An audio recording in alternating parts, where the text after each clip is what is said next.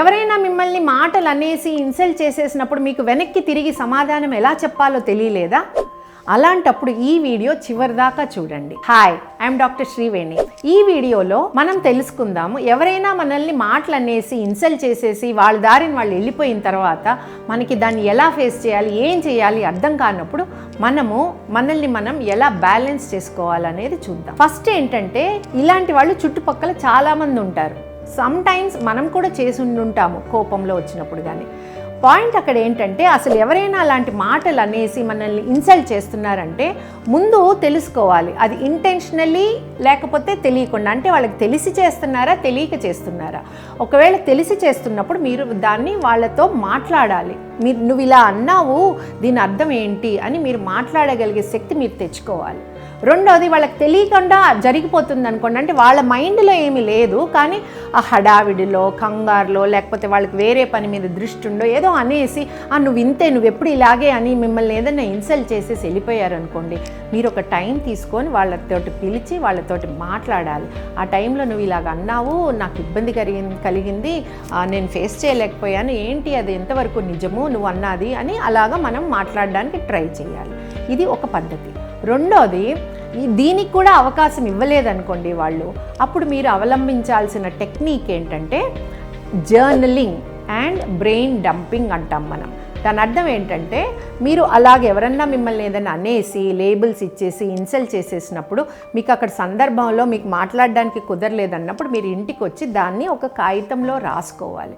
First thing, వాళ్ళు ఏమేమన్నారో అవన్నీ రాసేసుకోండి. తర్వాత మీరు ఎలా ఫీల్ అయ్యారో అవన్నీ కూడా రాసేసుకోండి. మీకు చాలా గాల్లో కలిసిపోవాలి అనిపించింది, నాకు నచ్చలేదు, నాకు చాలా కష్టంగా అనిపించింది, ఏడుపు వచ్చేసింది, అవన్నీ కూడా రాసుకోవాలి. దాన్ని జర్నలింగ్ అంటాం.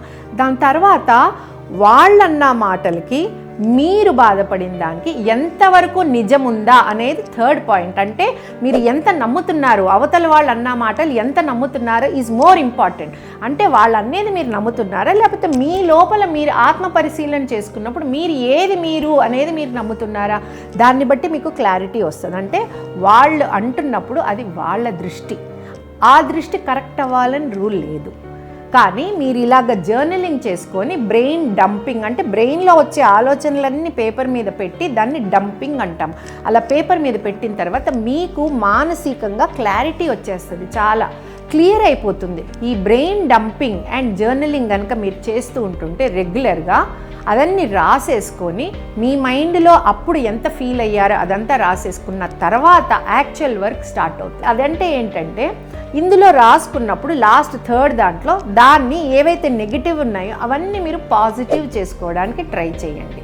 ఫర్ ఎగ్జాంపుల్, ఎదుటి వాళ్ళు మిమ్మల్ని నీకు మాట్లాడడం చేత కాదు, వేరే వాళ్ళు వచ్చినప్పుడు నువ్వు మాట్లాడద్దు అన్నారనుకోండి, మీరు first exercise, second exercise, third exercise చేసినప్పుడు మీకు ఎదుటి వాళ్ళు అన్నది తప్పు అని మీరు దాన్ని మానసికంగా నేను మాట్లాడేది కరెక్టే, అవతల వాళ్ళకి అర్థం కాలేదు కానీ నేను ఐఎమ్ కరెక్ట్ అని అనుకోవచ్చు.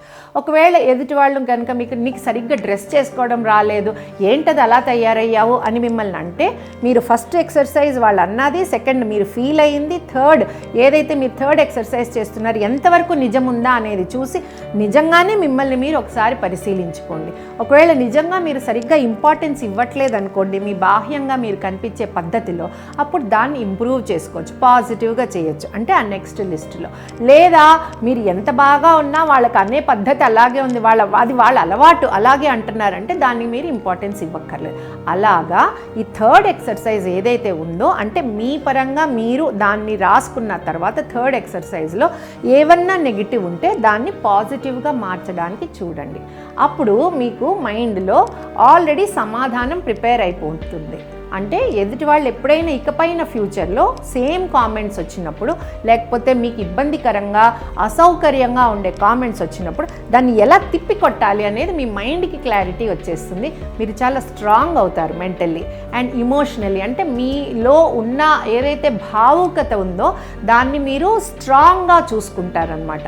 అప్పుడు మీకు ఏడ్ చేసేయడము, బాధపడటము, గిల్టీ ఫీల్ అవ్వడం అవసరం లేదు.